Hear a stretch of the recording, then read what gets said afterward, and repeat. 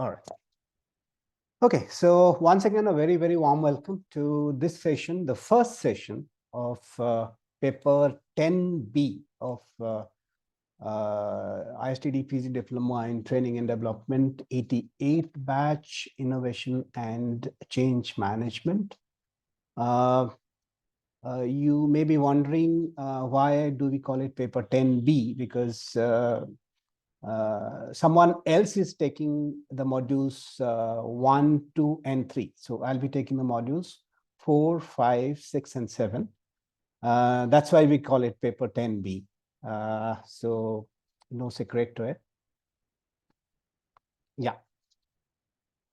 First and foremost, let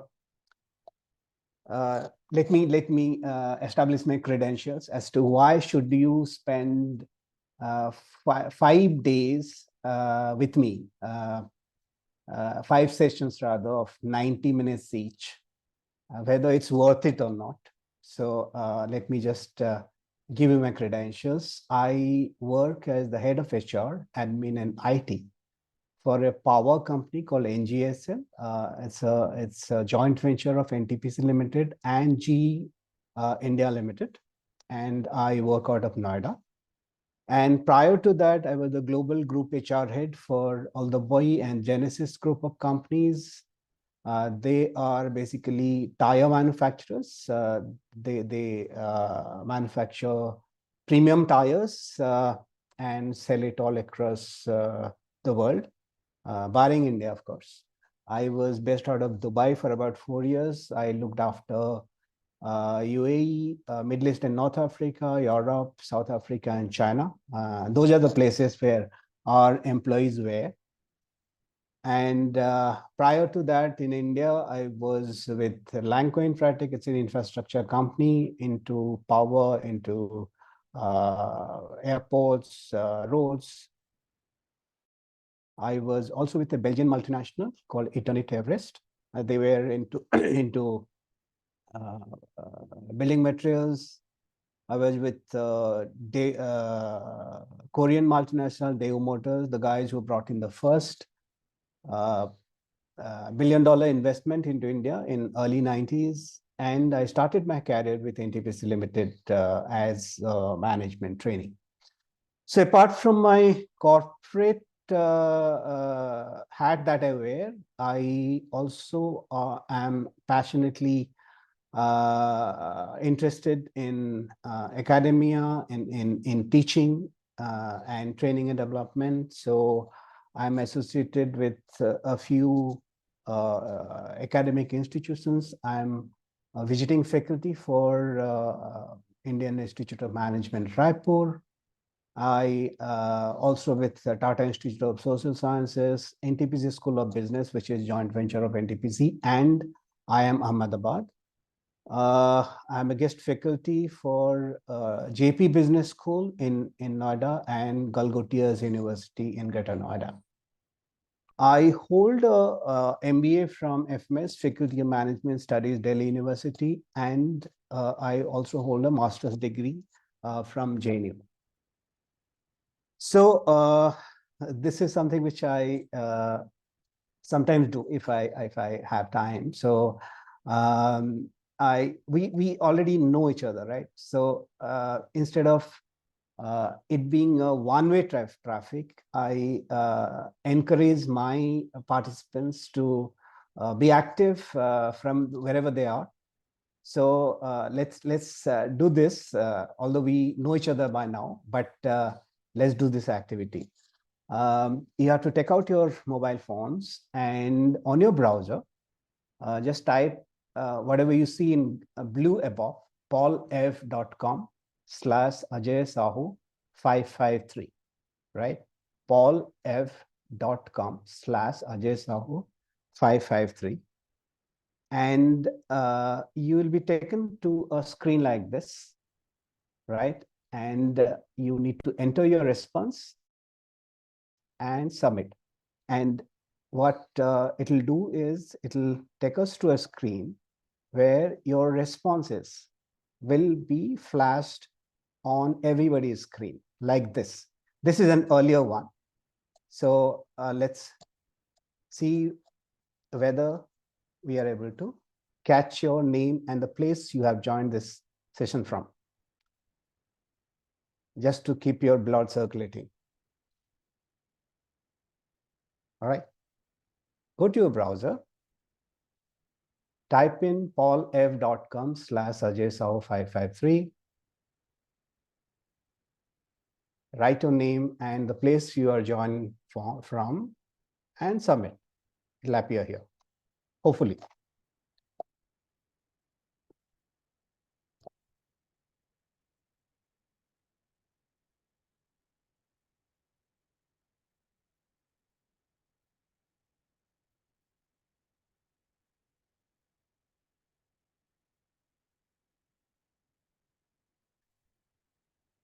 Is anybody trying? Or there's some glitch in the software?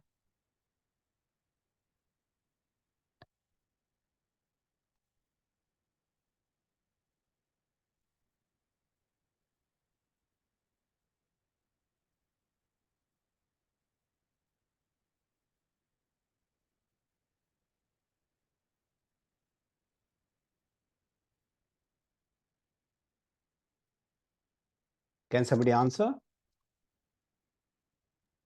Yes, sir, it's working. It's working. All right, hang on. But how come on my screen it's not coming? This is, yeah, okay. Kunlil Dangde Vaijag, okay. Anybody else?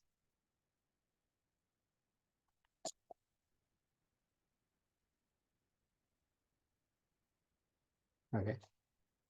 Somebody doesn't want to give. Okay. Vishwadev Banerjee, Kolkata.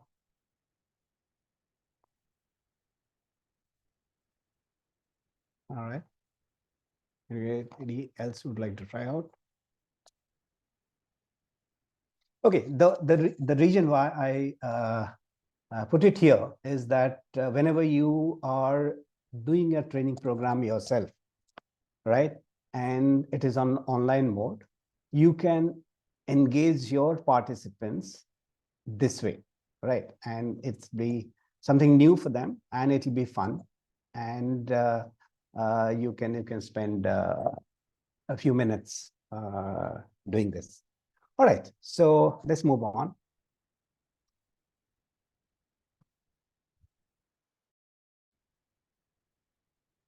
So it's Paul EV or Paul FV? EV, POLL-EV, E for elephant.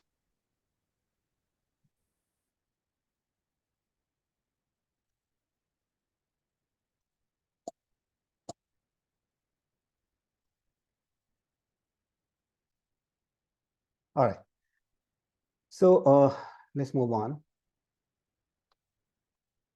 All right. For all of reference, I have shared the link in our personal group. Okay. No, it was just for fun. I mean, it's not that we wanted anything out of it. It's just to keep it moving. That's it. All right. So this is the course outline of what I'm going to cover. So I'm not covering the entire course of innovation and change management. I'll be covering only the organization development part, the OD, and that too the three OD interventions that normally OD consultants do.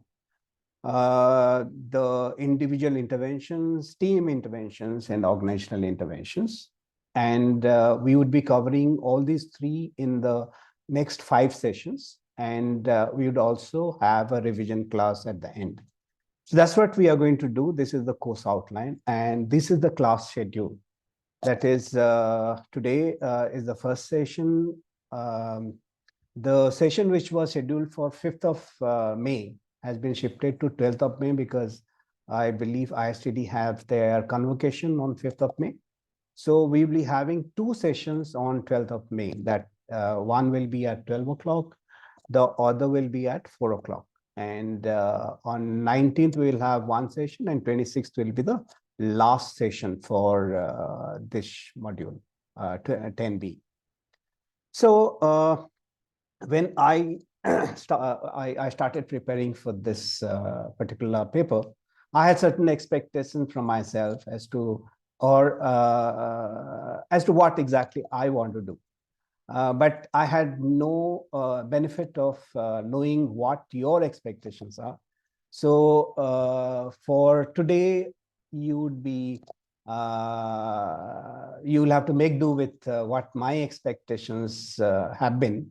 But for the next 4 sessions, I'll try and cater to your expectations. Let's start with your expectations from these 5 sessions.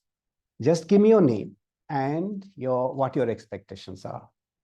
For example, in one of my previous batches, these were the expectations which were expressed by my students. This is, of course, for some other paper, not for innovation and change management. That was for communication. So let's hear from you what your expectations in the next 5 sessions will be. Just give me your name and your expectation. We will record it here and try and build our sessions in such a way that your expectations are met. Anybody?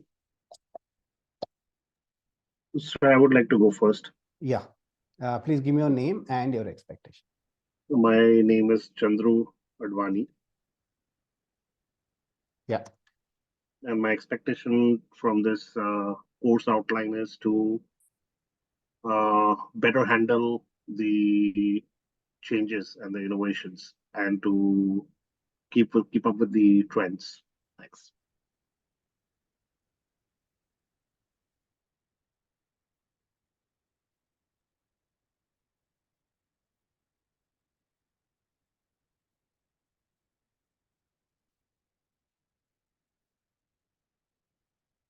Okay. All right. Thanks, Chandru. Sir, I have texted in chat. I'm sorry. I have Anybody else? texted in the chat box. You have texted in the chat box. Let me just. Okay, I will repeat it, sir. Sir, I would like to know the importance of this paper, innovation and change management in business and in Okay. L&D. This is Mr. Sunil Dangade, right? Yeah, Sunil, sir. Okay. Okay. Just a minute. Okay.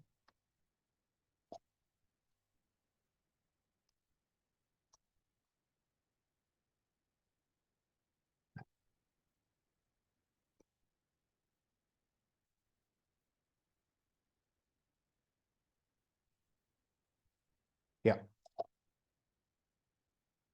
Anybody else? So this is Vishwadip Banerjee. Yeah. Yes, please. Okay. Sir, what and how to deliver the change and innovation?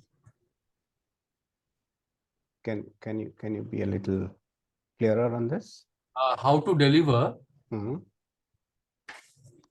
the change? Yeah. Deliver change. Deliver and how to deliver change and innovation management.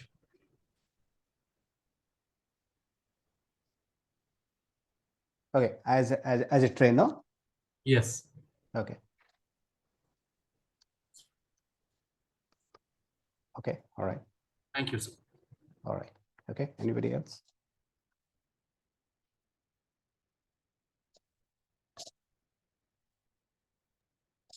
So Mayuri here.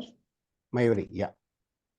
So I think change Yes, management, Mayuri. organization development, lot of these terms are used left, right, and center, and people really don't understand implications. What I want to understand is an organization setup, how to implement change management, and what is the future of organization development as a concept.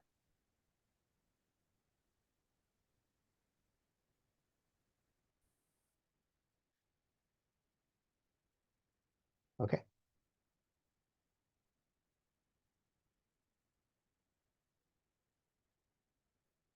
Anybody else?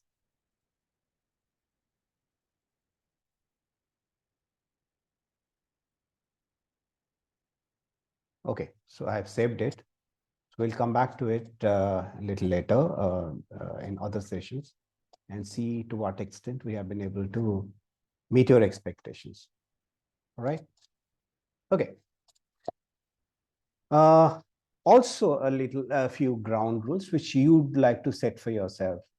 One ground rule which I would like to set for this class is on time, right? On time, every time. That's my ground rule for the class.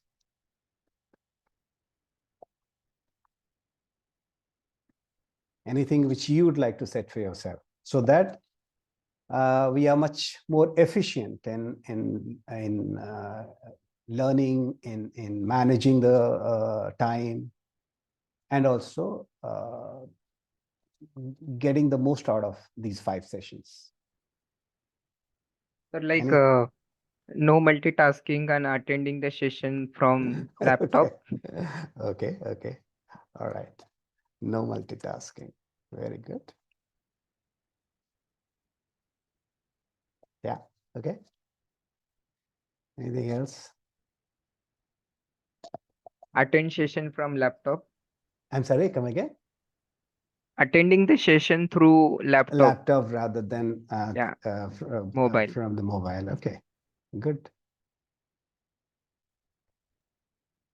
So given that there's a lot of experiential learning in this, we'll be happy if you can share a lot of practical examples Yeah. Okay. for us to be able to get the concepts in the right. All right. In fact, there's a disclaimer here. I'm not the only one who is an expert sitting here. So we have at least 15 people here in this session. So if we presume that the average age of this class is 40, so that will be what, around 600 years of experience sitting in this session. So I would suggest that apart from my sharing my experiences, you guys also should share your experiences so that everybody gains out of it. All right? Okay, good. Anybody else? Anything else?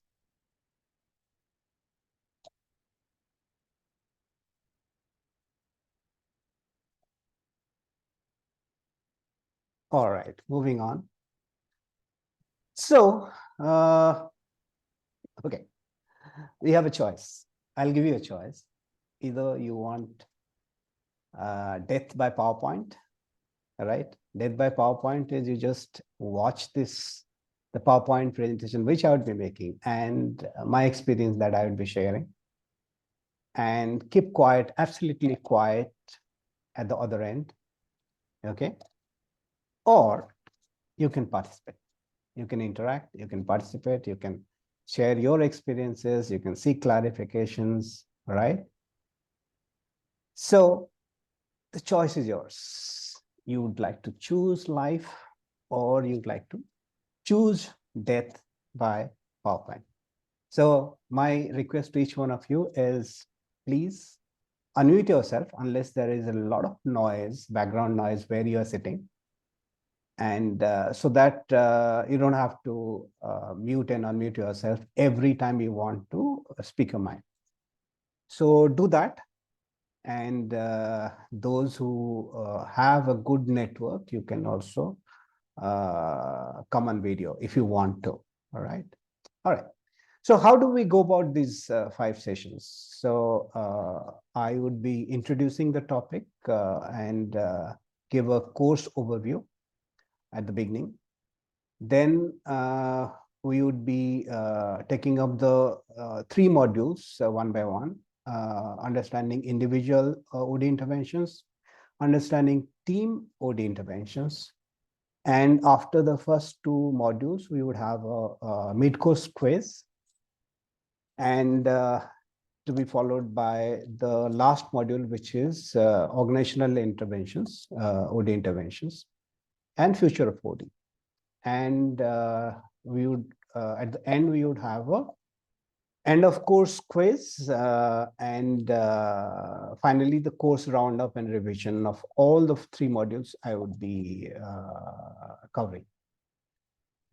Before we get into the modules proper, let me introduce you to, Mr. Jagannath Kulkarni, you have raised your hand. Please go ahead. Yes, sir. I missed out about my expectations was in the travel. So if you allow me, I want to say a few things. Okay, please go ahead.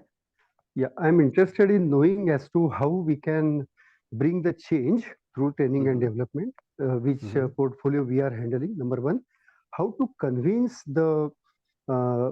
for buy-in from the top management that this change I want to bring in. How to convince them as to by bringing this kind of changes, the organization will be benefited in this way. Second is how to motivate the trainees to attend the training. Typically, what we find is in our regular course of our training sessions that people are reluctant to join the training, which is mandatory as per the regulators' norms are concerned. But typically, I'll tell you the practical case. We are training the insurance agents, life assurance agents. They have to undergo the 25 hours training, classroom training, but they are reluctant to. Even their recruiters, they are reluctant to send them. So how to convince them, how to bring the innovation in our training methodologies, maybe training styles, that I'm more interested in knowing. Thank you very much. Okay.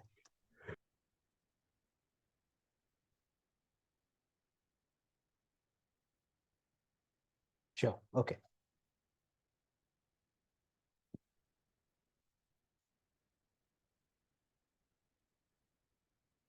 All right. So before we actually get into the module proper, let me introduce you to 2 concepts. One is called the Bloom's taxonomy. Bloom's taxonomy is basically what is it that you want your trainees to take away from the training program, right? Or any program that you are doing. All right. So this concept actually came from the school system in the US, where Bloom was there was this committee, and Bloom headed that committee, and that committee actually submitted a report to the US as to what the school should do, right? As far as the school curricula is concerned, the education is concerned, what is it that the society wants the schools to do as far as the students are concerned? Is it that they want the students to just remember the concepts and take the exams and do well in the exams? That's the first. Second is, do the parents and the society want the students to understand the concepts rather than just going by rote memory? Understand the concepts so that they would be able to explain the ideas and concepts. Third is a little higher, whether they want the students to apply the concept they have learned in the school, right? Use the information in new situations rather than using the what they have learned only to take an exam and pass. Still higher, whether they should be able to analyze, to evaluate, and to create. Okay, so for this particular paper, which we'll be doing in the next 5 sessions, you should be clear in your mind as to what you want out of these 5 sessions. You just want to do well in your exams so that you get better marks and get your diploma, or you want to understand, or you want to apply the concept when you take the sessions yourself, or do the OD interventions or change management yourself. Do you want to create a program yourself? So depending on what your motivation, what your learning goal is, you would be sitting in these sessions accordingly. I would, from my side, let me assure you that 5 sessions is not of 90 minutes is not enough to go beyond maybe remember and understand. But if I am able to help you to remember and understand the concepts, have clarity on the concepts and the models, the theory part, and kindle a little bit of interest in you to explore further, I would consider my efforts to be well rewarded as a trainer, as a teacher. So this is Bloom's taxonomy. The second concept which I would like to you to understand is, how do we forget, right? How do we remember? Everybody knows, but how do we forget? Right? This guy called Hermann Ebbinghaus, he did a lot of research on forgetting and on memory and how do we forget. And he found that the your forgetting curve is basically precipitous. Within the first 19 minutes, like if we are sitting here and we would end our session by 1:30, by 1:49, you would have forgotten almost 40%, a little more than 40% of what you have learned today, right? And that after an hour, it goes down to almost 55% you would have forgotten. In 1 day's time, you would have forgotten almost 67%. 2 days, 6 days, 31 days, it basically you would have forgotten almost 4/5 of what you have learned, all right? So, and the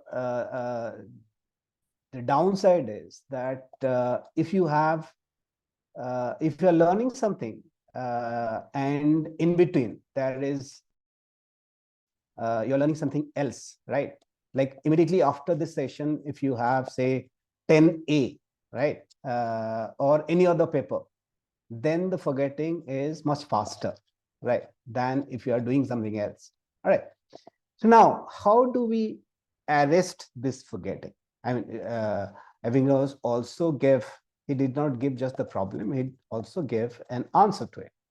And what he did was, you can actually arrest this forgetting business if you do something which is called spaced learning, right? That is, if you do practice after you have learned something. After the first repetition, your remembering the subject improves to almost 55%. After the second repetition, it goes up to around 66%. Then after the fifth repetition, it actually improves to almost 94%, right? And you are unlikely to forget, right? So what we would do, the way I have structured this paper for you in the next 5 sessions is, we will do just that, right? And we would do a little bit of spaced learning, which will help retention amongst you. The first and foremost is that after every session, towards the end of every session, we would do a recap of whatever we have learned in that 1.5 hours. After that, what I am going to do is, I'm going to share the PPTs which I would be using, and maybe some more reading material. So, and you also have a book which has been given by ISTD.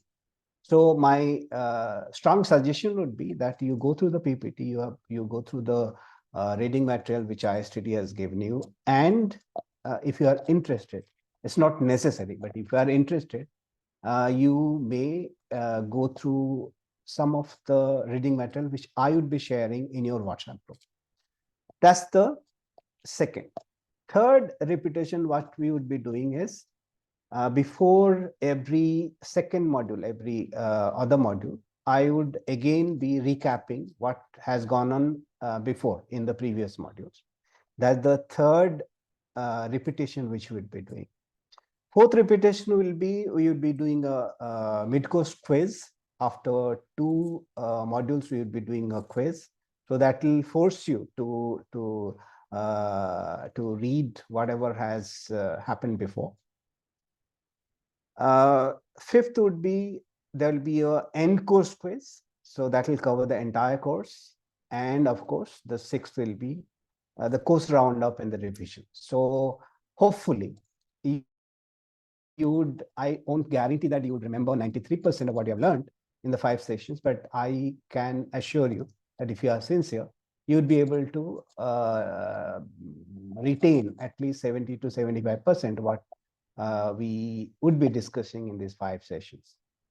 And you would also be going at least up to the not only the remember level, but understand level and maybe the apply level, because we would be I'd be sharing a few psychometric tools also that you can try out. Like for instance, I'll be giving you a psychometric tool to understand where you stand in the Johari window personally. So we will talk about Johari window in this session only. So try that out, and you can actually draw your Johari window yourself and understand yourself a little better. All right. So now starting off with the first module, which is OD interventions at 3 levels: individual, team, and organizational level. Question to you. Have you the first 10A, that is module 1, 2, and 3, have you finished that, or is it yet to begin?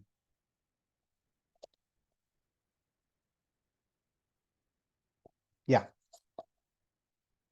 Anybody would like to answer? So we had about 3 sessions, 3-4 sessions. 3-4 And sessions. I guess that Okay. ma'am has kind of covered most of it. We have done the Kurt-Lewin model, and we've done a couple of change models. Sure. Okay. All right. So in that, ma'am may have given you the definition of organization development. And basically, organization development is a system-wide application of behavioral science knowledge. And it's a planned development. It's not unplanned. And the goal of organization development is to develop, to reinforce the organizational strategies, structures, and processes, and also for improving the organizational effectiveness. So it's a if you look at it, it has 4 aspects to it. Organizational development is a planned effort. That's the first one, right? So there's somebody who actually thinks through it, that yes, we need the OD intervention, and for these reasons, right? And the plan is made at sometimes at the top level, sometimes at the level of say HR, and it can be either organization wide, or it can be at say a team level, or even at individual level as well, right? So we will look at the different examples as to what is OD intervention at the individual level, what is OD intervention at the team level, what is OD intervention at the organization level, which will be company wide. Then the fourth element of organization development is it is normally managed from the top, either the CEO level, or it may be managed by the CHRO level, managed from the top. And the fourth aspect of organization development is OD intervention is to it aims to increase organizational effectiveness and organizational health. So these are the 4 elements of any OD intervention. Now, like I had mentioned earlier, that OD intervention, although OD interventions are normally organization wide, like you want to do a culture change in a particular organization, that's organization wide. but there can be interventions for certain cohorts of employees, that is the teams. Say, for example, an organization for which I was working for, that is NTPC. It had a structured program for promoting non-executives into the executive cadre, right? So when you promote or you want to promote non-executives into executive cadre, you need to impart certain executive-like qualities for that cohort. So there was a structured program for them which was a 15-day program. So that's OD intervention at the team level, right? So not the entire organization is put through that, but only a cohort of people. Similarly, individual interventions, like it basically is one-to-one. These OD interventions are meant for, again, certain cohorts of people, but on a individualized basis. Say, for example, a new employee joins the organization, right? So or a trainee joins the organization, and the trainee is paired off with another trainee as a buddy, right? So they learn together and during the training program, or a new employee joins and you place him under a mentor, right? So that's an individual intervention. So these are three different types of OD interventions we would be talking about. Today, we'll be talking about individual interventions. So what are the examples of OD intervention? Okay, before I go on to the next slide, anybody would like to tell us any examples they think are at individual level, at team level, and organizational level from your own experience? I have given you some examples. Anything you would like to share from your own experience? So I can try. Yeah. So individual interventions, one example could be an individual development plan. Which Yeah, is very IDP, focused, very good. Yeah.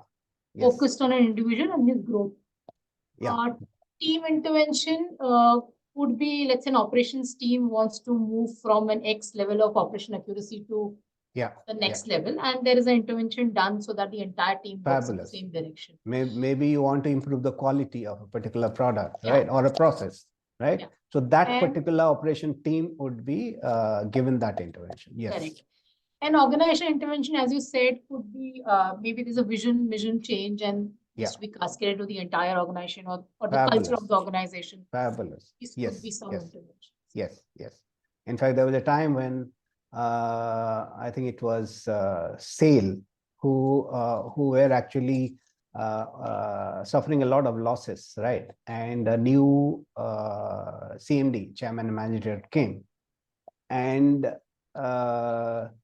he wanted to emphasize that SAIL is not only about manufacturing steel, but they are also into various other things to improve the lives of not only the employees but the society at large. And the slogan which became very popular was that we also make steel, right? So to emphasize that. I don't recall if it was SAIL or Tata Steel, but one of them was there. Then there was one more slogan which was very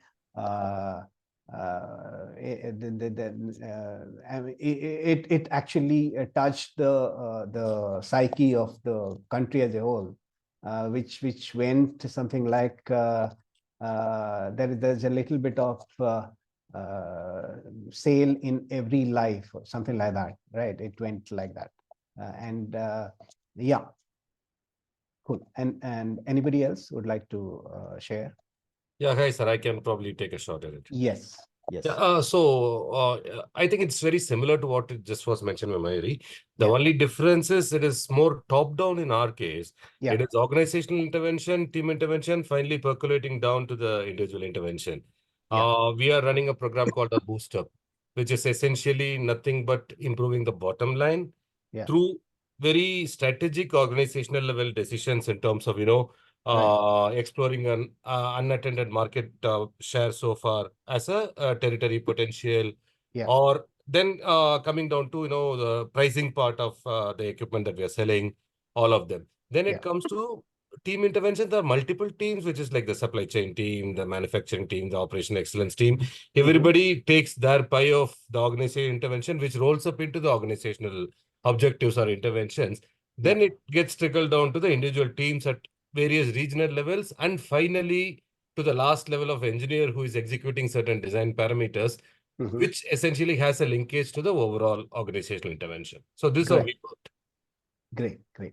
So what in short you are mentioning is that it's not necessary that the OD intervention have to be disparate, in the sense there would be individual interventions, team interventions, organizational interventions separately, but it can actually cascade down from a organization-wide intervention, can cascade down and become team interventions, Yes, and bingo. in turn also it can go down to individual. Spot as on. well. Spot on. Yeah. Yes, Mayuri, please tell me. So, sir, just one example that I could think of, even Yeah. financial services industry, especially the banks. Yeah. I think they've had a major organizational shift from being a service-oriented culture to a sales-oriented culture. Yeah. And what Ganesh sir just said, I think it trickled down from the top to bottom, because it was overall like everybody was trying to sell. Citibank started the trend. And then I think each of the banks wanted to move from just being a service-oriented organization to a sales-oriented to get the share of the pie. So I think that is an example where organizational intervention led to team and individual interventions. It was a holistic approach throughout the organization. Right. Okay. Mr. Advani.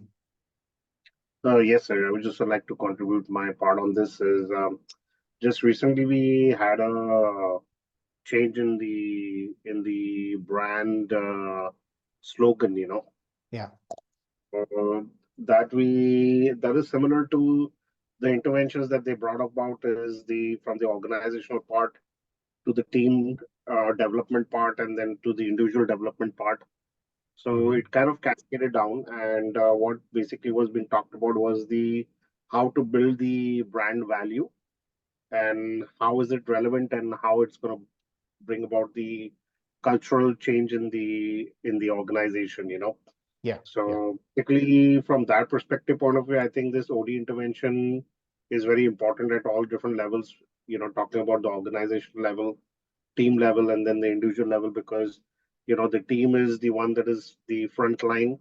Then we have the individuals. They are basically facing the customers on a day-to-day basis, and organization is basically looking at it from the bigger perspective.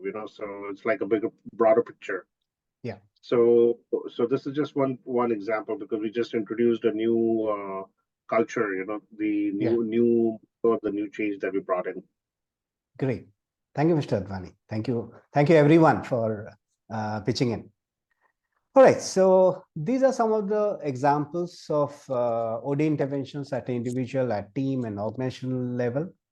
At the individual level, you would have one-to-one mentoring, coaching, individual development plans. That's what Mayuri mentioned. Buddy system and work shadowing program. Say, for example, if you want a new CEO, and there is a search committee, and they have identified someone to take over as the new CEO. The CEO may actually be shadowing the outgoing CEO, and check out what all in a day's work, what all the CEO does, and that's called work shadowing. Team interventions could be team building. It could be intra-team, like building a group of people to be a team. or it can be inter-group team, like the operations team working closely with the service teams, the marketing team working closely with the operations and the manufacturing. It could be short-term team projects with P&L responsibility.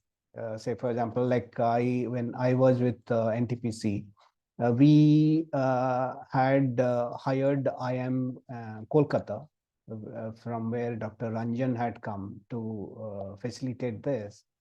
And what he did was he didn't give us lectures, right?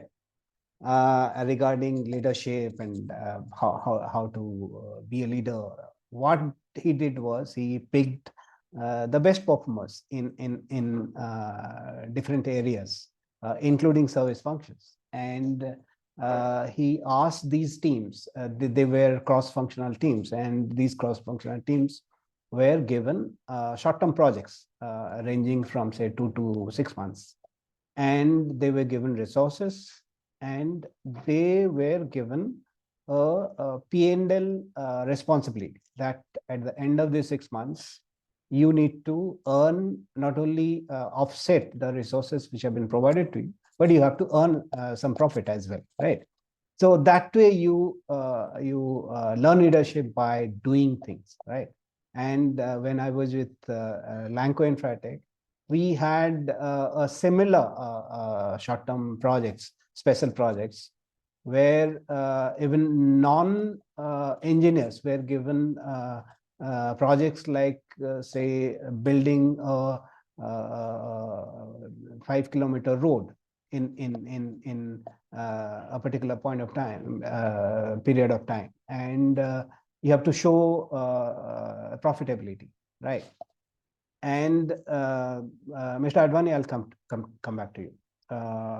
Then there are team interventions like sensitivity training, like these are called T groups, where the groups sit together, and these are basically unstructured groups where they discuss on any topic they want to discuss, and through the interpersonal dynamics, the cohesion amongst the team and team building happens.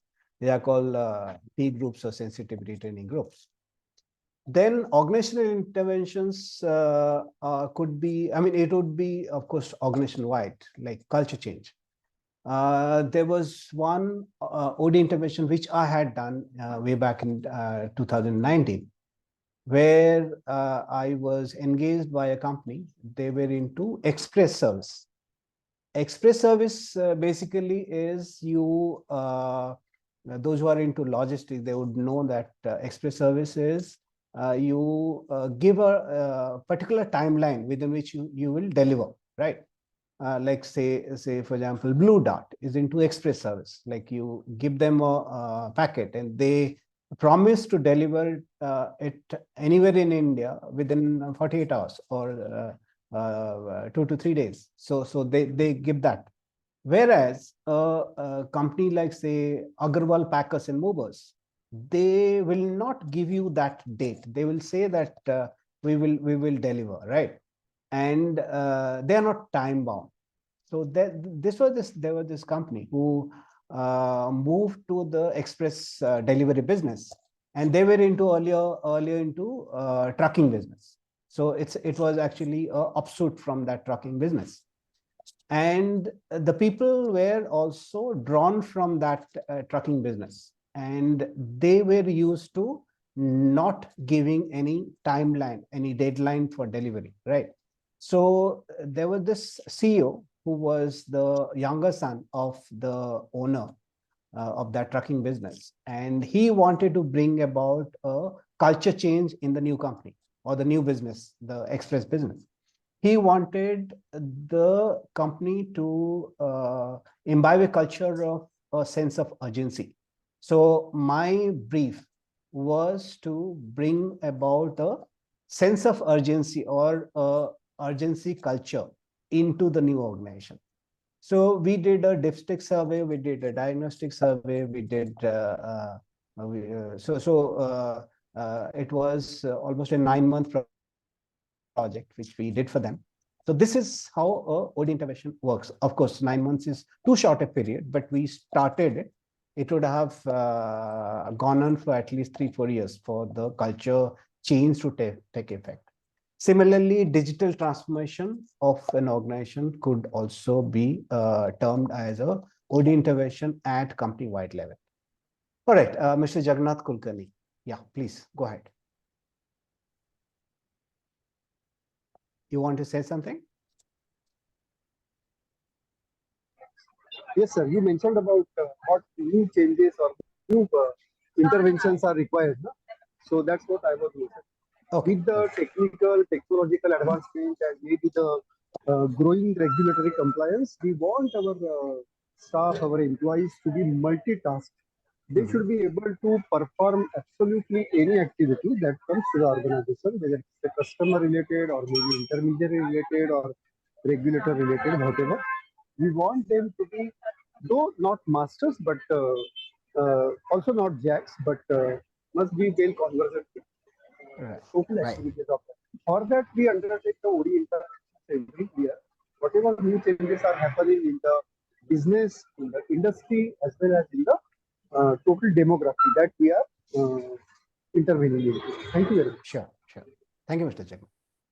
Okay, so as far as individual interventions are concerned, like I had mentioned earlier, individual interventions, they take the form of one-on-one interaction, like mentoring would be a one-on-one interaction, coaching, individual development plans, one-on-one, right? So these interactions, one-on-one interactions, they're designed to improve how a single employee relates to their work, their team, and themselves, right? So it aims to make an improvement on the employees' competencies, behavior, capabilities. So there are many individual interventions. But for our purpose, let us restrict ourselves to 3 major interventions which many OD practitioners do. We will be talking more about the Johari window, the concept of Johari window. We will be talking about transactional analysis. We'll be talking about appreciative inquiry. All right. Rather than spreading our energy too thin, let us deep dive into these 3 major interventions which many OD practitioners do. Yeah, Mr. Advani, you would like to say something? Yes, I just wanted to request you to provide some more clarity on short-term team projects with P&L responsibility. So what does that P&L responsibility stand for? P&L is profit and loss. Profit and loss. Say, for example, this is actually it's a real life case, right? I was working with Lanco Infratech, and we had a leadership development OD intervention, right? So the OD practitioner who had come to facilitate this, he picked people from various functions, people from finance, from HR, from engineering, from projects, and they were cross-functional teams, right? And Lanco was into various businesses. They were into power, they were into solar, they were into airports, they were into roads. So there was this particular project which was part of a road project, right? Which was given to the team in which I was part of, right? It had people from finance, from engineering, from the projects, And we were supposed to build a road of, I think, around 45 kilometers in 3 months' time, right? And we were given that freedom to pick whosoever we want to as part of our team. And we were given certain monetary resources.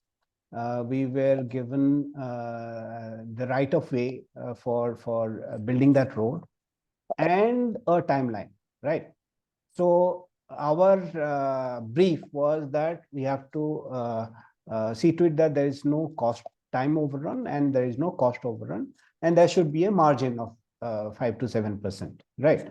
So and one senior member was made the CEO of that particular outfit, right? And that's what happened. So we were able to meet the target with 3 days to spare. And we did make a profit of almost, I think, around 3% or something, over and above, offsetting whatever resources which was allotted to us.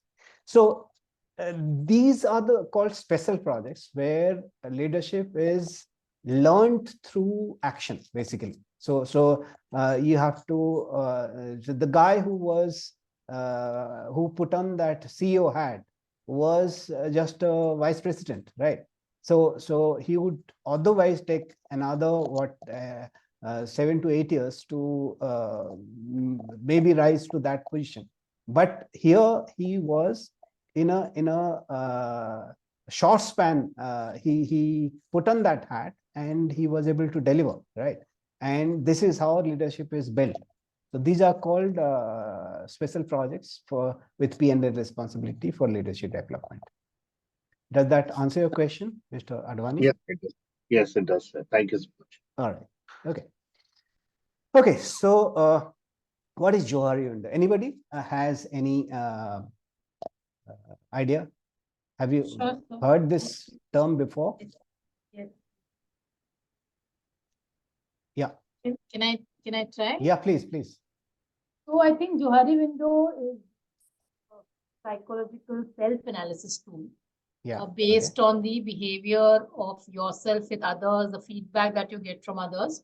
Mm-hmm. It's a culmination which helps you analyze yourself. Of course, it was brought in by Joseph Luke. Yeah, Joseph Lupton, Harry Ingham. Yeah. And it has got these bang 4 on. windows, which is areas which you know and others also know about you. Yeah. Blind is where others don't know, and of course, blind is where you don't know what others know about you. Right. There's an area, a great unknown, which is completely mysterious. Nobody knows. You don't know, others don't know. And there are certain facts about you which are probably known to others, but you don't know, or certain facts which are known to you, but others don't. So it is the entire 4, like a window with 4, small windows. Yes, fabulous. Yes.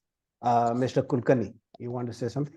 Yes, sir. In Johari window, typically the quadrant of that blind spot, I always wonder whether there are any psychometric or any certain kind of tests or techniques or tools which will help the person to gauge it, to measure it, to know about it. It's always interesting to know that blind spot. You also don't know, and people also don't know about yourself. Thank you very much. Right. Okay. So let me start with a story, right? So you are towards the say in your late 40s, and you have throughout your life you have stayed in a rented accommodation, and now you have got money and you want to build a house, right? And you build a house of 4 rooms. Okay. All right. Room 1, 2, 3, 4. And you start staying there with your wife or your husband, right? And that house doesn't have any window. So your wife gets wild at you and says that I want a window, right? So you go to the market and you buy a piece of plain glass, right? and you give this plain glass to the carpenter, and he builds a window and fits that plain glass into one of the rooms. Okay.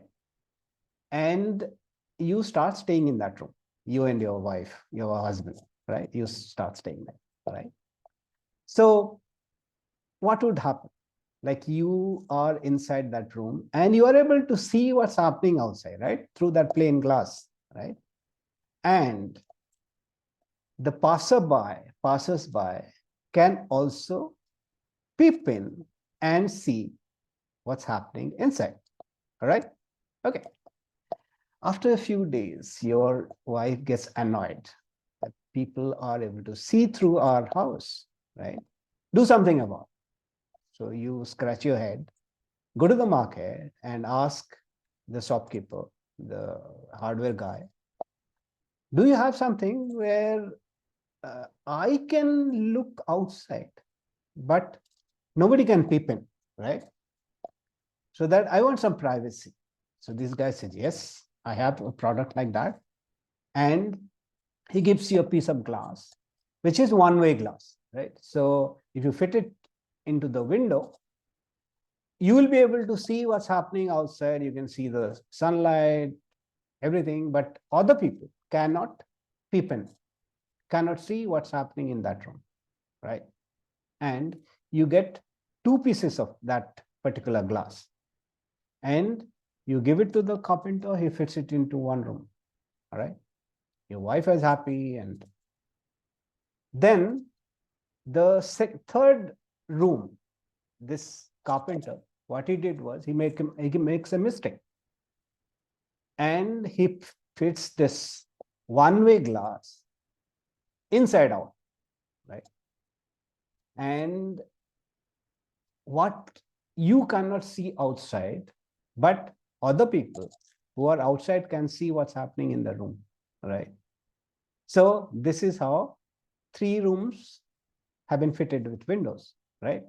One with plain glass, the other with one-way looking glass from inside out, and the third room outside in. For the 4th room, you go on a tour and you had no time to buy another piece of glass, right? But you give the instruction to the carpenter if he can build a window for that and get something from the market and fit it. When you came back from tour, you find to your horror that the carpenter has gone and bought a piece of wood, a wooden panel, and fitted onto that last room. So you can't peep into that room. That room has become barred to you.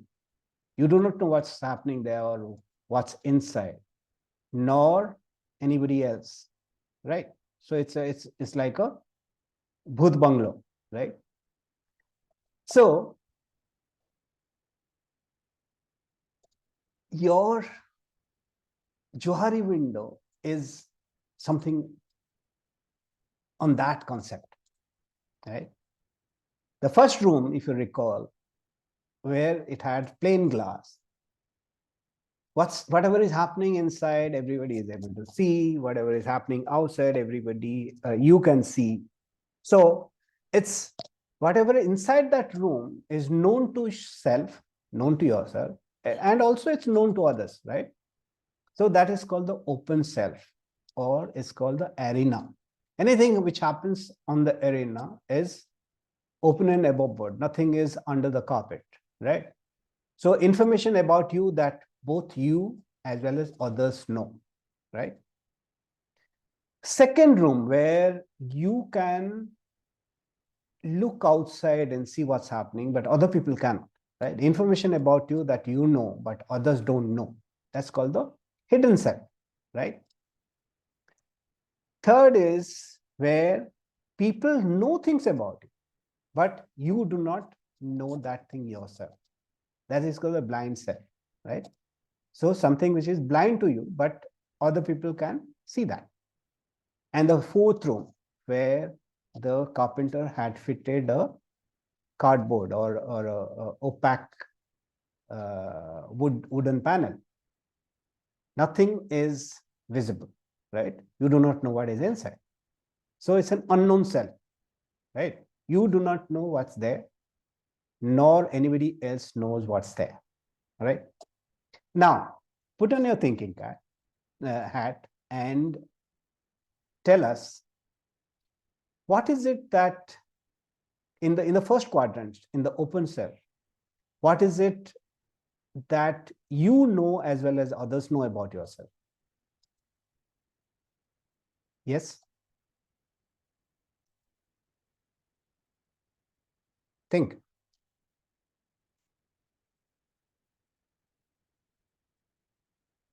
Your name, your qualification, right? The color of your skin.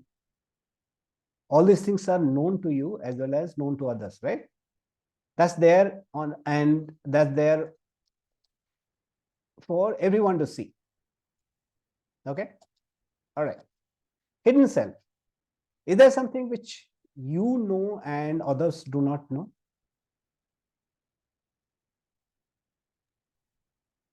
Yes? Maybe your feelings. I'm sorry? Maybe your feelings. Maybe your feelings, unless you tell others how you feel from your facial features, they won't be able to tell what's going on inside, right? Yeah, your feelings. What else? The figures in the salary slip.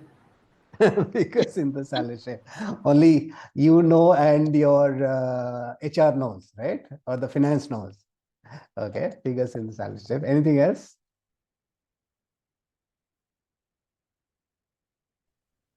Any behavior which I used to do earlier but not doing now?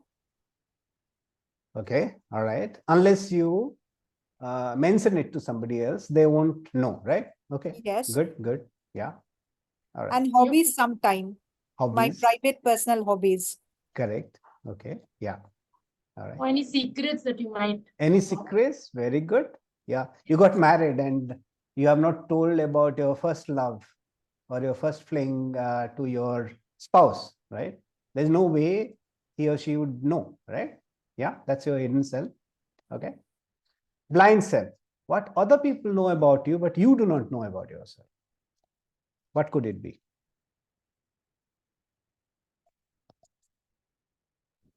So here I Any can behavior. quote a personal example Yeah. that how body language is also a sure shot giveaway.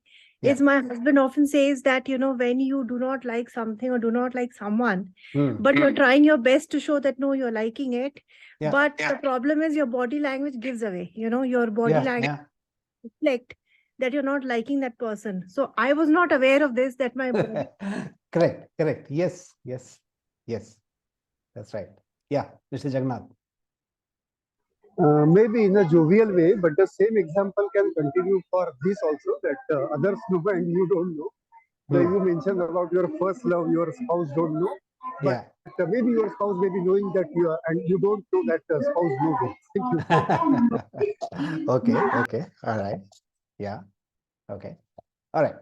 So what about the unknown self, that bhoot ghar, jahan pe neither you know what's inside nor anybody else would know?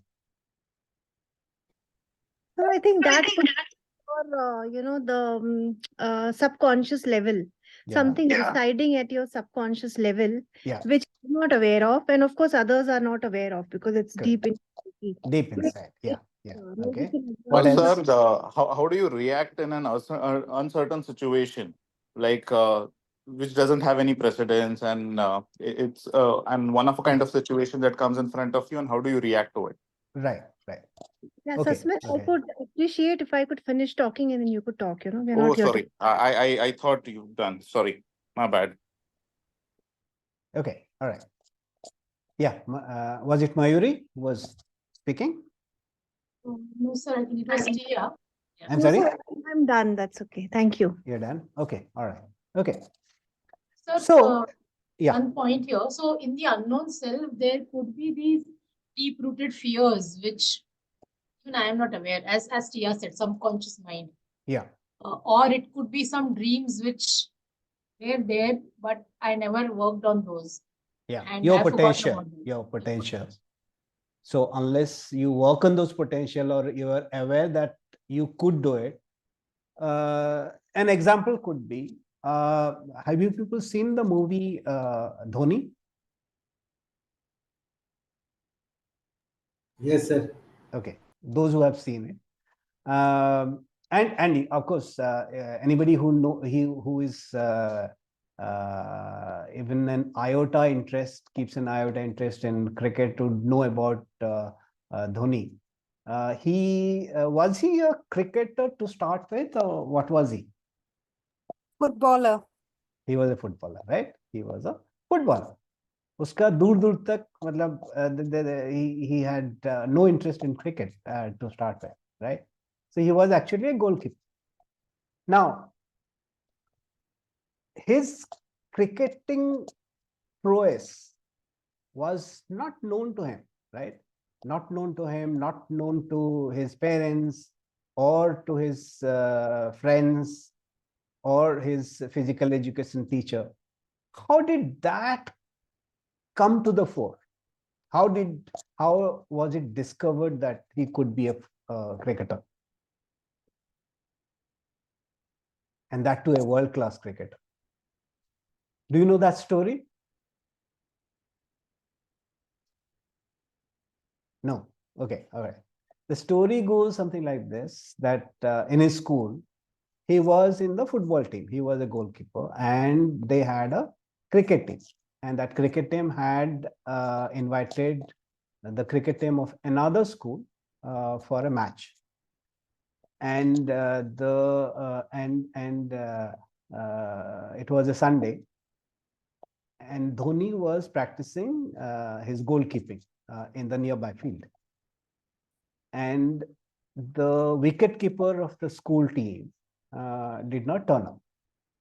So the rival team which had come, the visiting school team, they said, you are short of one player and we will take a walkover unless, and we can't wait longer. Then the physical education teacher, he saw Dhoni practicing in the adjacent field. And he called Dhoni. Why don't you become our wicket keeper today? Dhoni said, sir, I have never, I don't know the rules of the game. I have never touched a cricket ball before. And I can't do it. Then the teacher said, it's like goalkeeping only, right? So you just stand behind the wickets, and when the ball comes, you just catch it. That's it, right? So Dhoni said that, sir, this ball is so hard and this is so small. I am used to rub the softer balls and bigger ones. So the teacher said, I'll give you a pair of gloves. Okay, so that'll protect you. And Dhoni kept the wickets that day, and the rest is history. All right. So how do you have access to your unknown self? It's through chance, one. That chance is called serendipity. There's a word called serendipity, SERENDIPITY. So you come through this as chance.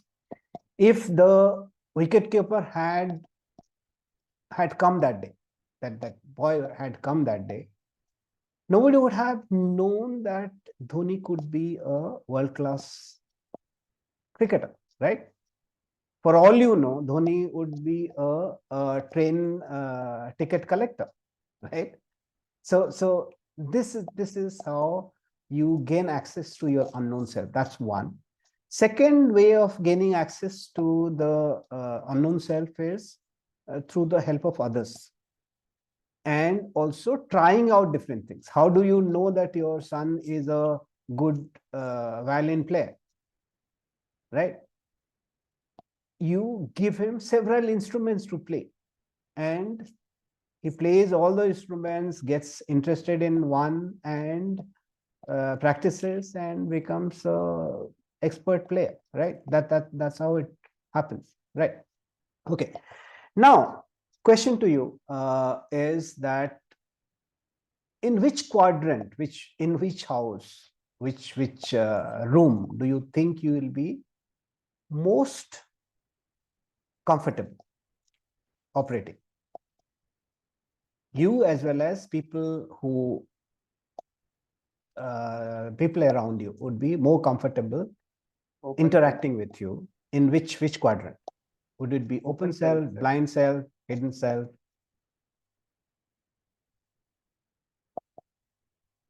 Yeah. Would your spouse love you if you have too many things hidden from him or her? Yes or no? It should be open self. I'm sorry? So it should be open self, I think. Okay. Yeah. Anybody else? What happens if the hidden self is too large? I think the ideal state is open self. Yeah. Yeah. But you will find a lot of people being happy in the hidden self also. Okay. Because So- they have too much to hide from others, or maybe they're introverts and they don't really want to share. Okay. So how would you feel to interact with somebody who has, say, 90% of the area is taken up by hidden self? Open self, blind self are too small. How do you feel interacting with such a person? Cumbersome, I think very cumbersome, the interaction. Difficult, right? Okay. Official, I Now, think. if the blind self is too big, if the blind self is too big and open self and other selves are small, what would happen to you if my blind self is too big? You'll always be taking advice from others because they know more about you than you know yourself. Right. They know more about others and they know more about you than you know about yourself, right?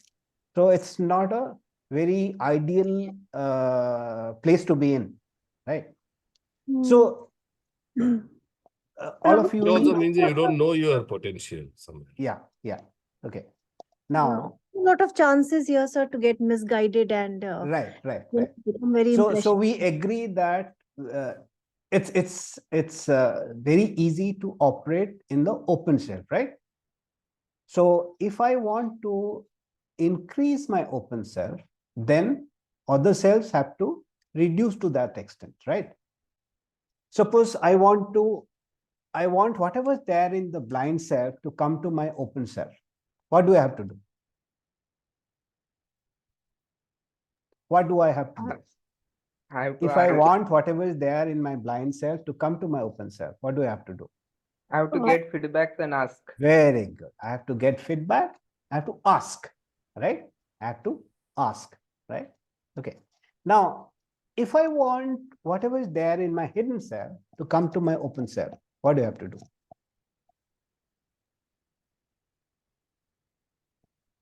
Probably we have to tell. Very good. You have to share. You have to tell, right? After marriage, suppose you want a good marital relationship, right? Tell your spouse, right?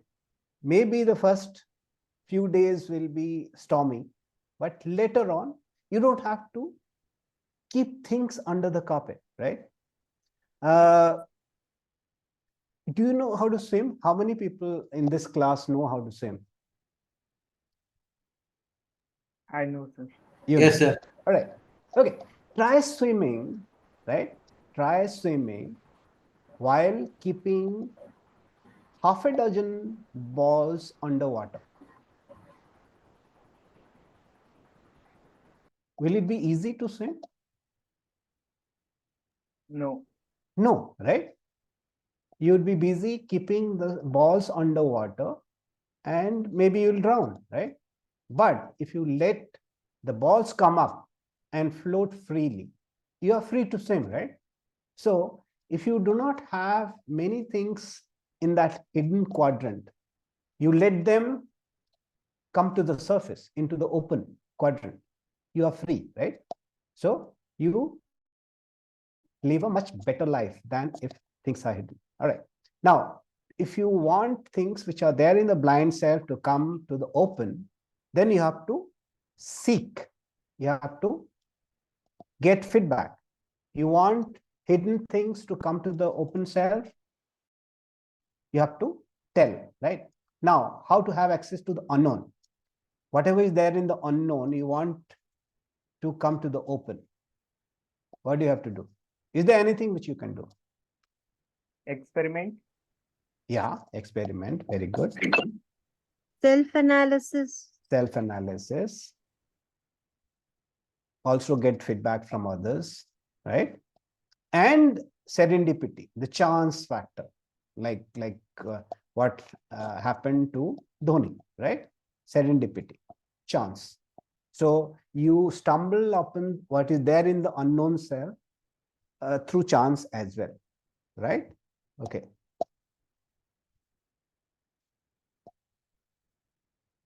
All right. So this is how it works. Like you, to lead a better life, you should live in the open arena. To get what is there in the blind area, you need feedback. What is there in the hidden area, self-disclosure. And to have access to the unknown area, you need self-analysis or self-discovery as well as shared discovery, plus the chance factor will work here. All right. Okay. So what I'll do is I will share this Johari window questionnaire, right? There are 25 questions in that. And I would suggest, since you just learned about Johari window, I would suggest maybe tonight you fill this questionnaire. Carefully read each numbered item. That is, there are, I think, 25 of them there. And each statement is followed by 2 further statements, right? A and B. Like if a friend of mine, the first one, had a personality conflict with a mutual acquaintance of ours, with whom it was important for him or her to get along, I would, so these are the 2 options. Tell my friend that I felt he or she was partially responsible for any problems with this other person, or B, not get involved, right? Which one would you prefer, right? So assign a point value to A and B statements. So you have to pick, I mean, you have to give points to both, and both the points added should be 5, right? If you think B is the your normal way of behaving, that you don't want to get involved, then you give it 5 and you give A as 0, right?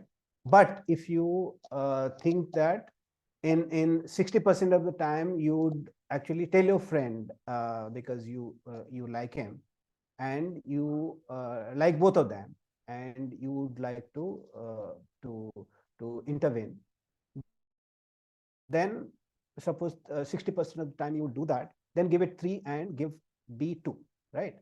So then you go to the next statement, and that way you complete all, right? And there are 20 actually.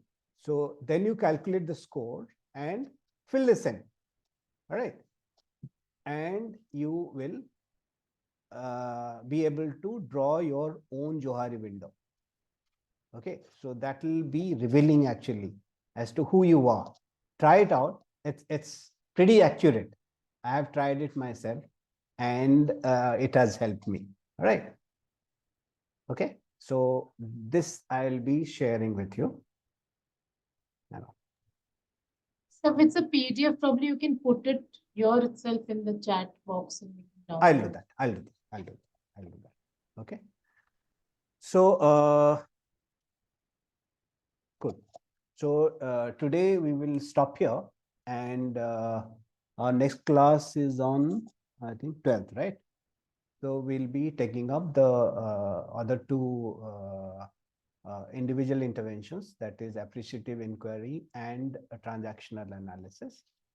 And yeah, so there we go.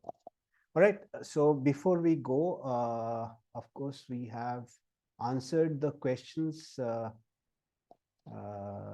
as we went along. Any last questions anybody would have on whatever we have covered today? No? All right. Okay. So today what we did was we talked about two concepts. One is Bloom's taxonomy and Ebbinghaus forgetting curve and how to improve our retention. We also discussed the Johari window in detail, and the remaining two individual interventions, appreciative inquiry and transaction analysis, we would be dealing next week, next class, next session, whenever it's happening. All right. Okay. Thank you, guys, and see you in the next class. Thank you, sir. Thank you, sir. Thank you, sir. So, thank you. Thank you.